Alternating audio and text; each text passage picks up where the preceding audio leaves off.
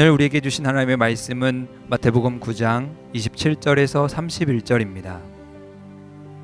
예수께서 거기에서 떠나가실새 두 맹인이 따라오며 소리질러 이르되 다윗의 자손이여 우리를 불쌍히 여기소서 하더니 예수께서 집에 들어가심에 맹인들이 그에게 나아오거늘 예수께서 이르시되 내가 능히 이 일을 할 줄을 믿느냐 대답하되 주여 그러하오니이다 하니 이에 예수께서 그들의 눈을 만지시며 이르시되 너희 믿음대로 되라 하시니 그 눈들이 밝아진지라.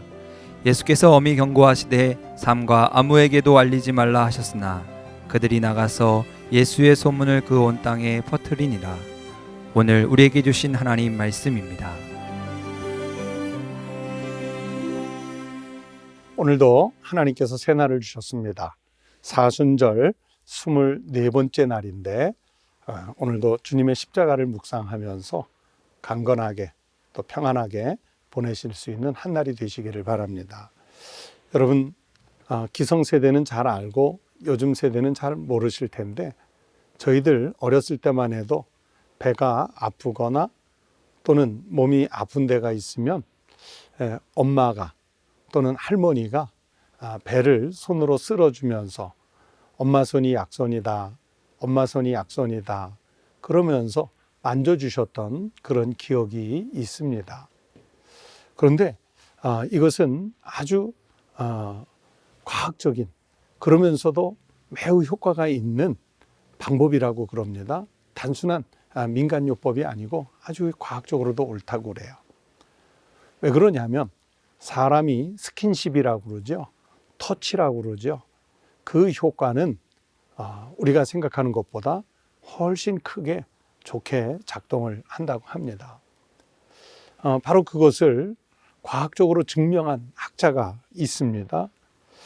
해리스 할로우라는 유명한 심리학자가 1958년에 붉은 원숭이를 가지고 했던 애착 실험이라는 것이 있었는데 이 해리 할로우의 이 애착 실험 이전과 이후로 심리학의 그 분기점이 나눌 만큼 아주 유명한 실험이었습니다. 이 해리 할로우 박사가 애착 실험을 통해서 했던 건 뭐냐면 이제 갓 태어난 붉은 원숭이 새끼 한 마리를 한 공간에 넣었는데 거기에는 사람이 만든 어미가 두 개가 있었습니다. 하나는 철사로 만들었지만 분유가 있는 그런 엄마 인형이었고 하나는 먹을 것은 없지만 아주 부드러운 천으로 만든 인형이 있었습니다. 이 해리 할로우 박사가 실험을 하기 전에는 보상이라는 것 때문에 보통은 이 원숭이가 먹이가 있는 철사 엄마에게 갈 것이라 라는 것이 정설처럼 굳어 있었는데 이 박사님이 실험한 것에 의하면 이 붉은 원숭이 새끼는 먹이가 있는 철사 원숭이 엄마에게는 먹을 것을 먹을 때만 가끔 갔고요. 하루에 18시간 이상을 바로 부드러운 천으로 만든 그 인형에게 종일 붙어 있었다는 것입니다. 거기에만 매달려서 안기고 놀고 자고 눕고 하는 행위들을 했던 거예요.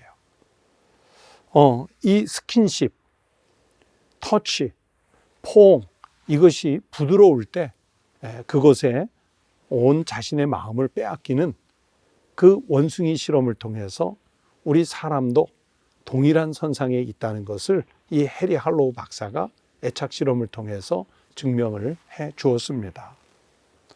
그래서 이것을 컨택트 컴포트라고 해서 접촉 위안이라고 합니다. 만져줬을 때, 안아줬을 때 그때 느끼는 안도감, 편안함 이런 것들을 이야기하는 거죠. 그래서 심리학자들은 그 이후에 포옹 또는 스킨십이 가져오는 6가지 효과를 이렇게 말을 했습니다. 첫째는 스트레스가 줄어들고, 두 번째는 심리적 안정을 주고, 세 번째는 혈압을 낮추어서 심장에 좋고, 네 번째는 공포와 두려움을 완화하고, 다섯 번째는 우울증을 감소시키고, 그리고 여섯 번째는 바로 포옹의 대상인 그 사람의 정신 건강을 아주 건강하게 만든다 하는 것이었습니다. 여러분, 결론적으로 말하면 사랑하는 사람을 안아주는 것만으로도, 아니면 예전에 우리 엄마들이 그랬던 것처럼 엄마 손이 약손이다 하면서 스킨십을 해주는 것만으로도 아주 의학적인 치료가 효과가 좋다는 것을 증명해 주고 있는 것입니다.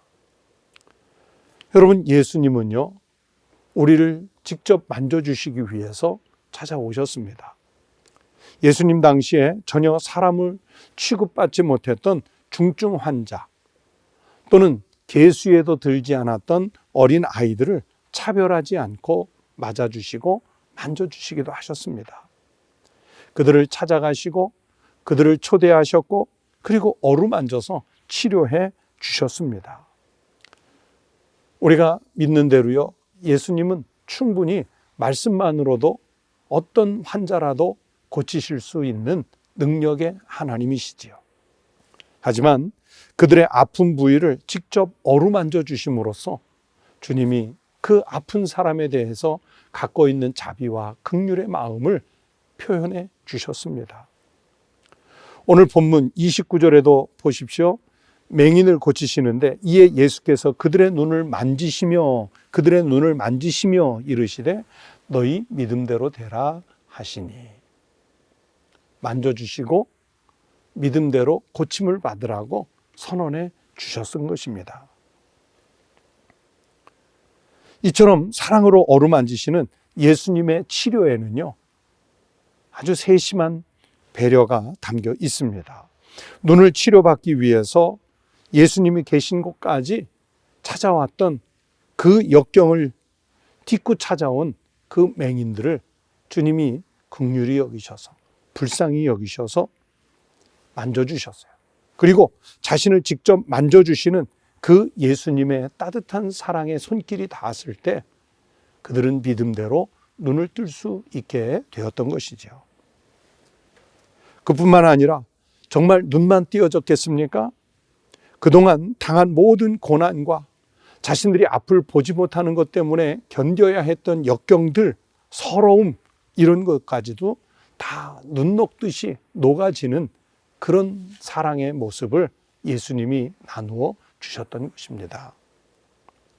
여러분, 주님이 오늘 나에게 찾아오신다면 나의 어떤 부분을 만져주기를 원하시는지요? 내가 정말 아프고 힘들어 할 때, 내가 고통스러워서 주저앉아 있을 때 그 아픈 나를 어루만져 주시는 분을 갖고 계시는지요? 또 역으로 생각해 보십시다. 내 주변에 내가 손을 내밀어서 짧은 순간이라도 만져주기를 원하는, 내가 만져주기를 원하는 상처받은 이웃은 없는지요? 가족은 없으신지요? 직장의 동료는 없으신지요? 여러분, 주님이 나를 만져주시기 위해서 우리에게 직접 찾아오신 것처럼 오늘은 내가 그 아픔을 갖고 있는 한 명에게 다가가, 혹은 두 명에게 다가가서 대신 안아주고 만져주고 하나님이 주신 우리의 사랑과 자비와 긍휼을 나누어 줄 수 있는 한 날이 되셨으면 좋겠습니다. 그러면 나를 통해서 주님의 사랑을 느낀 그 사람이 고침을 받고 다시 일어나 용기를 갖는 삶을 살아가게 되는 생명의 통로, 축복의 통로의 삶을 우리가 살아가게 될 줄로 믿습니다.